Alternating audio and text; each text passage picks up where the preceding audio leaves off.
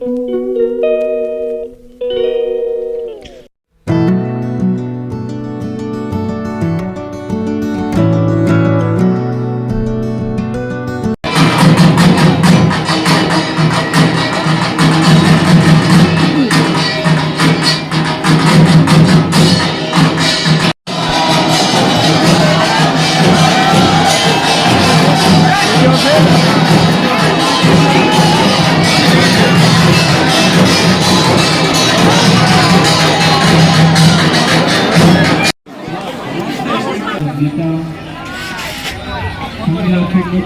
বন্ধুরা, welcome back to my channel Mithu's family. আমার পরিবারের সকলকে অনেক অনেক স্বাগতম জানিয়ে আজকের ভিডিওটি স্টার্ট করে ফেললাম।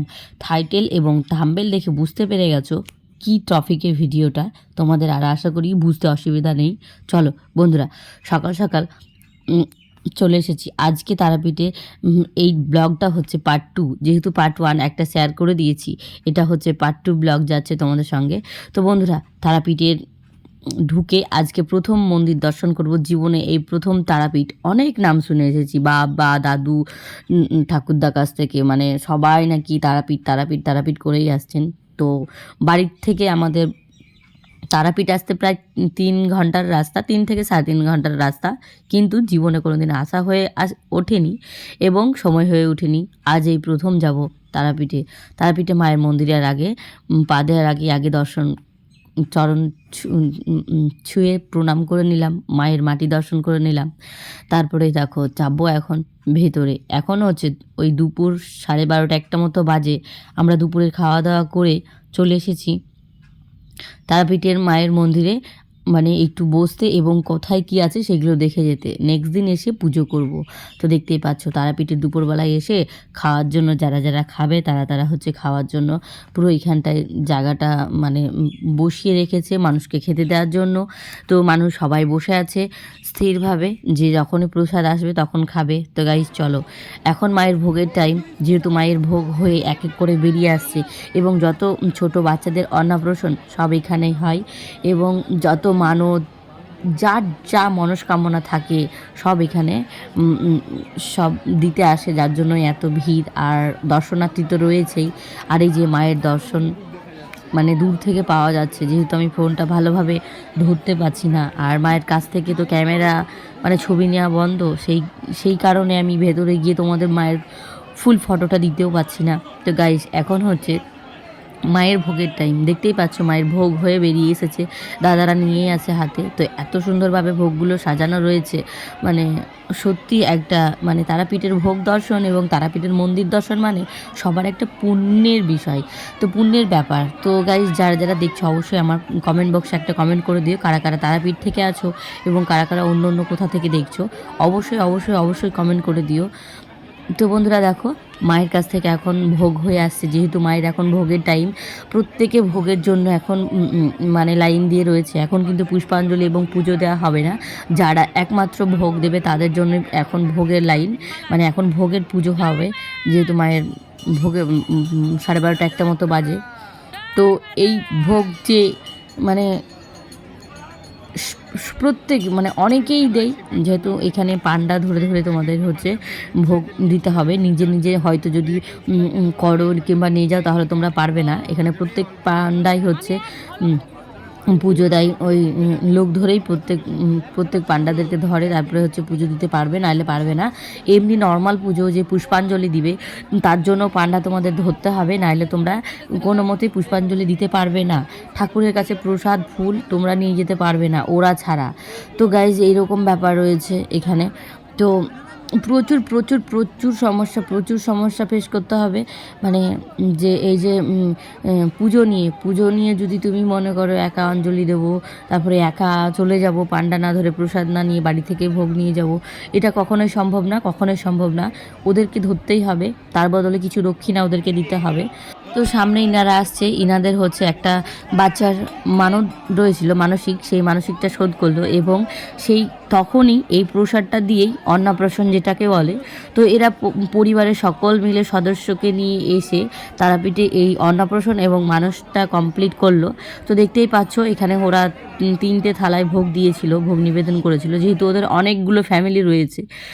তো সেই কারণে তো দেখতে পাচ্ছ বাচ্চাটার মুখে এখন অন্নপ্রাশন মানে প্রসাদটা দেওয়া হবে। এই প্রথম মায়ের তারাপীঠের প্রসাদ দিয়েই তার অন্নপ্রাশনটা হবে। তো বাচ্চাটাকে খুব সুন্দরভাবে সাজিয়েছে এবং ও যে মাথার চুলটা ছিল সেটাও ফেলা হয়েছে। তো সেটা আমি এখানে দাঁড়িয়ে দাঁড়িয়ে দেখছিলাম। ওর বাচ্চাটাকে খুব সুন্দরভাবে শাড়িও পরানো হয়েছে, মালা, ফুলের মালা।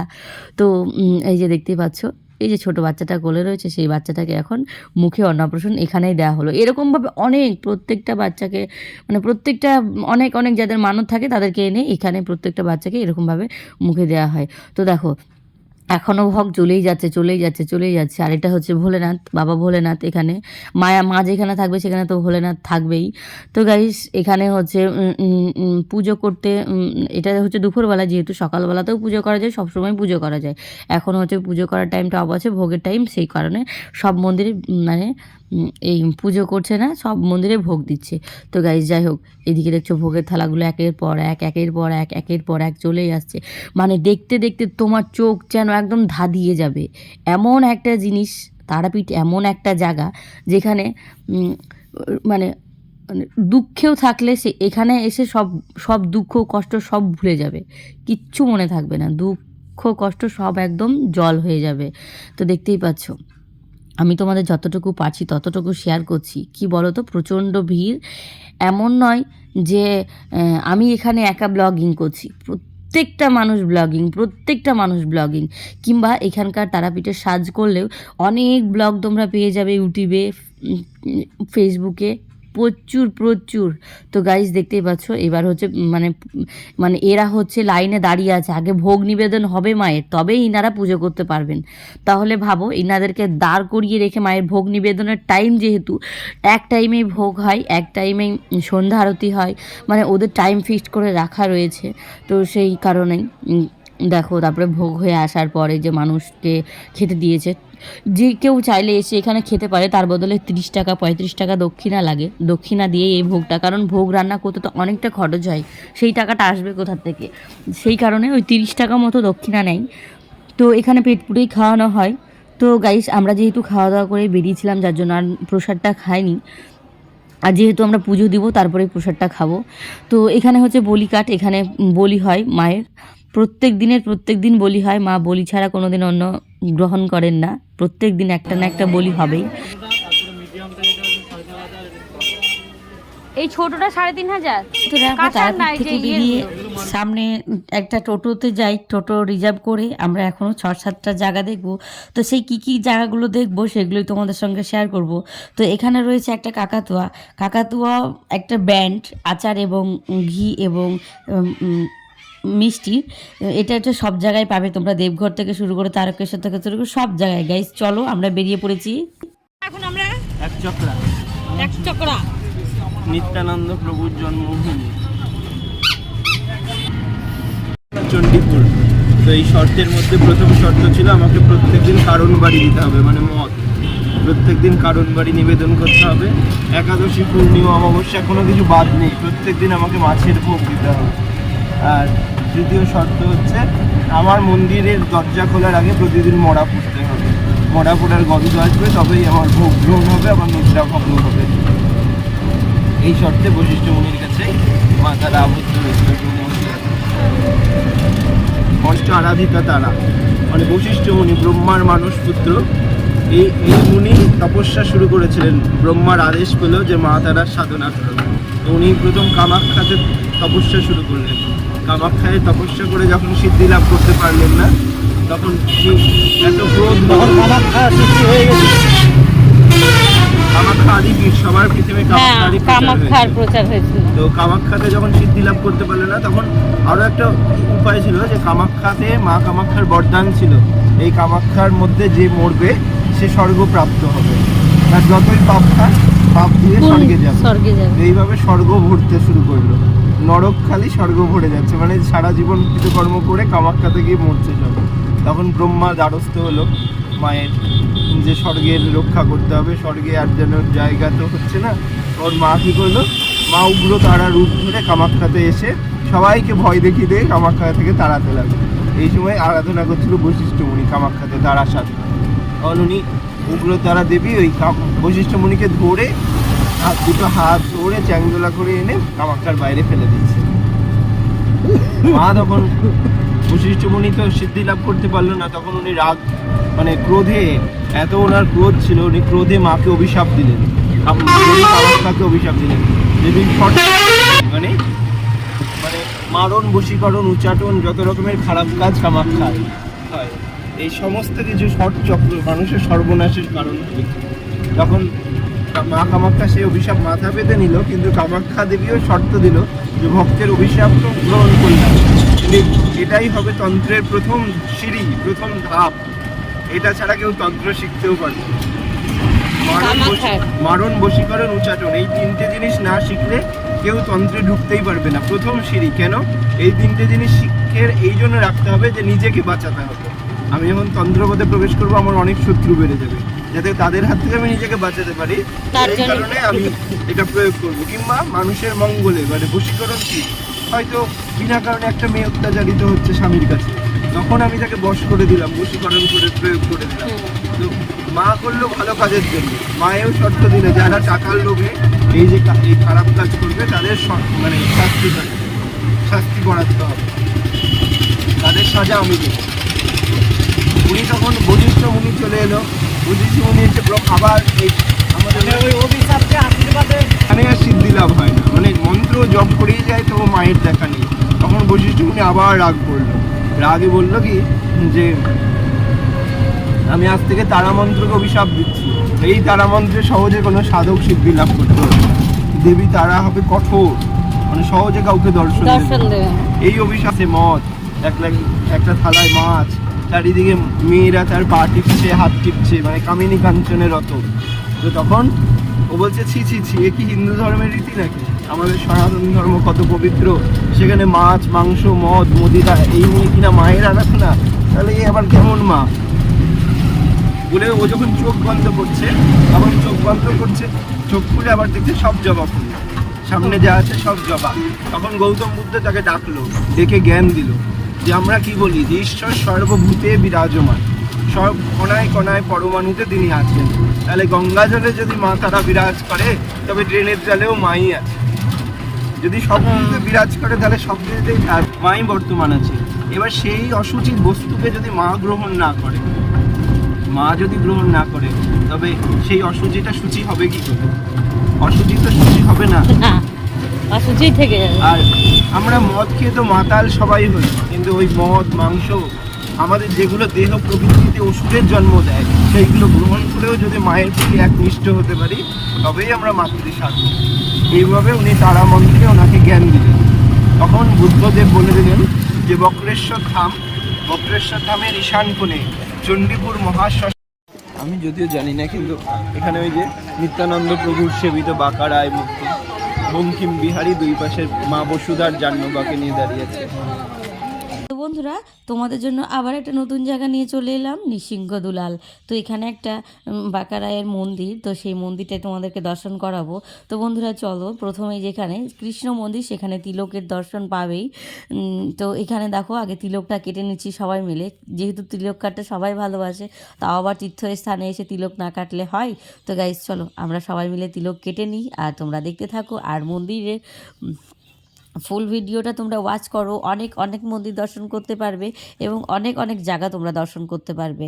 আর যারা মনে করছো তারাপীঠ আসবো, এসে এই জায়গাগুলো দেখবো, তোমাদের নিশ্চিন্তে আসতে পারো, তোমাদের টোটোওয়ালায় ঘুরিয়ে নিয়ে গিয়ে আবার তোমাদের হোটেলে রেখে দেবে। তো গাইজ সবাইকে রিকোয়েস্ট করবো, সকলকে রিকোয়েস্ট করবো, সকলকে আসার জন্য অনুরোধ করবো, সকলে আসুন এবং দেখে যান।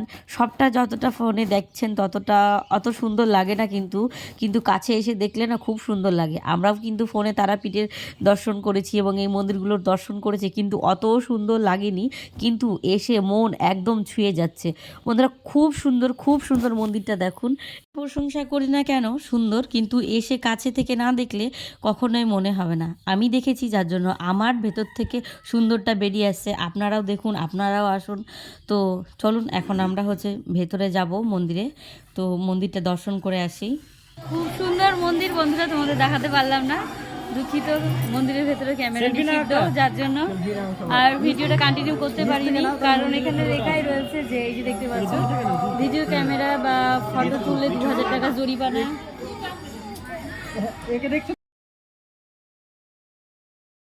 বন্ধুরা ওই মন্দিরটা দর্শন হওয়ার পরে দেখো আবার একটা মন্দির চলে এসেছি, সেখানেও রয়েছে ক্যামেরা অফ বা ফটো তোলা নিষিদ্ধ, ভিডিও নিষিদ্ধ। তো যাই হোক গাইস, আমি এখানে চুপ করে জাস্ট ক্যামেরাটাকে অন করে রেখে মানে হাতটা একদম জাস্ট নড়াচ্ছিও না, আর পুরো ইয়ে করে দিয়েছি যাতে কেউ না দেখতে পায়, তোমাদেরকে যাতে দেখাতে পারি। তো সেই কারণে আমি অনেকটা জীবনের রিস্ক নিয়ে এই ভিডিওটা করেছি। তো গাইস, এই মন্দিরটা পুরো একটু মায়াপুরের যেই মন্দিরটা রয়েছে সেরকম টাইপের মন্দিরটা করা হয়েছে, কিন্তু এটা ছোটোর মধ্যে। তো তোমাদের যদি পুরোটা দেখাতে পারতাম তবে খুব ভালো লাগতো। তো এখানে রয়েছে মানে কৃষ্ণের যত মানে রূপ রয়েছে সেই রূপগুলো দেয়া রয়েছে, তারপরে মানে প্রত্যেকটা দেবতার ছবি রয়েছে উপরগুলোতে। তোমাদেরকে আমি ঠিকভাবে দেখাতে পারছি না যেহেতু আমি লুকিয়ে ক্যামেরা করছি, কোথায় থেকে কে দেখে নেবে, আমার ফাইন করে দিলে আমার লস হবে এবং তার সঙ্গে অপমানটাও হব। তো সেই রিস্কটা নিয়েও তোমাদের যেটুকু পারলাম অল্প একটু দেখালাম। তো প্লিজ প্লিজ প্লিজ বন্ধুরা, কেমন লাগছে অবশ্যই বলবে। এটা একটা ছোট মন্দির, এখানে ক্যামেরা অন করতে দিয়েছিল সেই কারণে ক্যামেরাটা অন করেছিলাম। তো গাইজ দেখো, তারপরেই আমরা চলে এসেছি হাটুগাড়া। হাটুগাড়াতে রয়েছে এখানে একটা জলের তলায় মন্দির, যেখানে ধ্যান করতে করতে দেখা পেয়েছিলেন। তো এখানে অনেক কাহিনী রয়েছে, অনেক কাহিনী রয়েছে, এখানে আসলে আপনারা বুঝতে পারবেন। সবটা তো আর ফোনের মধ্যে শেয়ার করা যায় না, ভিডিওর মাধ্যমে শেয়ার করা যায় না। তো আমরা তারপরে আবার ওখান থেকে বেরিয়ে চলে আসলাম নিতাই বাড়ি, শ্রী নিত্যানন্দ প্রভুর জন্মস্থান। তো বন্ধুরা চলো, এখানে আমরা অনেকক্ষণ ওয়েট করছিলাম, যে 1 ঘন্টা মতো ওয়েট করছিলাম। গেট বন্ধ ছিল, যেহেতু ওদের টাইম টু টাইম খোলে সেই কারণে বন্ধ ছিল। তো এখন ওই বিকেল 4টে মতো বাজে, এখন 4টের সময় গেটটা খোলা হবে, আর গেটের সামনে অনেক লোক ওয়েট করছি। তো এখানেও নাকি ক্যামেরা অ্যালাউ নেই।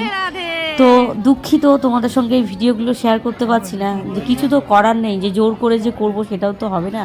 তো গাইস, এখানে হচ্ছে লেখাই রয়েছে আরেকটা মন্দিরে আসার পরেও মন্দিরে যদি নাই ঢুকতে পারি, ভিডিও যদি নাই শেয়ার করতে পারি, তাহলে ব্লগটা কন্টিনিউ করবো কী করে বলো।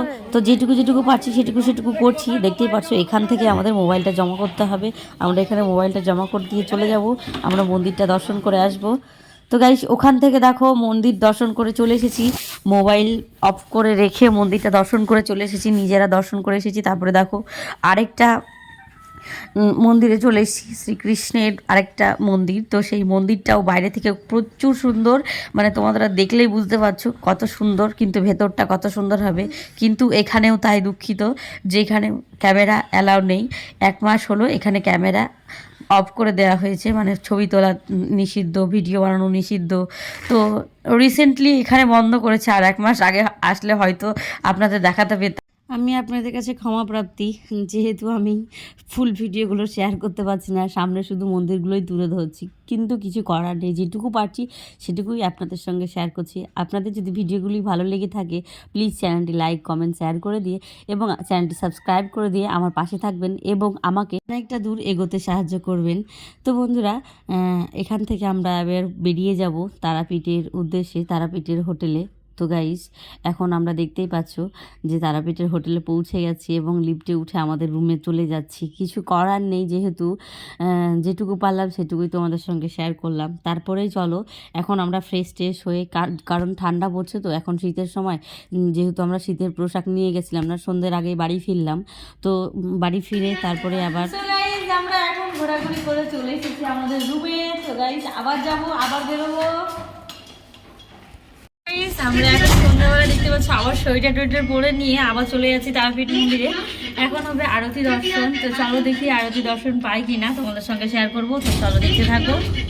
হোটেল থেকে বেরিয়ে গেছি, লিফটে নেমে যাচ্ছি। আমরা রয়েছি ফ্লোর নাম্বার 4-এ, 4 থেকে নিচে গ্রাউন্ড ফ্লোরে চলে আসলাম। এসেই আমাদের একটু হেঁটে গিয়ে যেতে পড়বে একটু বাজারটা পেরিয়েই আমাদের তারাপীঠ মন্দির। তো চলো তারাপীঠ মন্দিরে তোমাদের সন্ধ্যাবেলার আরতি দর্শনটা করিয়ে আনি। তো বন্ধুরা, এখানে যেতে যেতে দেখো এই রাস্তায় রয়েছে প্রচুর কেনাকাটার মতো জিনিস। তো তোমরা আসলে অনেক টাকা নিয়ে বেঁধে নিয়ে আসবে, তাহলে অনেক জিনিস কেনাকাটা করতে পারবে। আর আমাদের এখানে কেনাকাটার মধ্যে ছিল শুধু হচ্ছে প্যারা। তো প্যারা আমার মেয়ের ইচ্ছে হয়েছে খাবে বলে, তো চলো এখন হচ্ছে প্যারাটা কিনে নিই। প্যারাটা কিনে নিয়ে খেতে মানে মেয়ে খাবে, যেহেতু আমরা খাবো না, মন্দিরে যাচ্ছি, হাতে একটু হয়ে যাবে।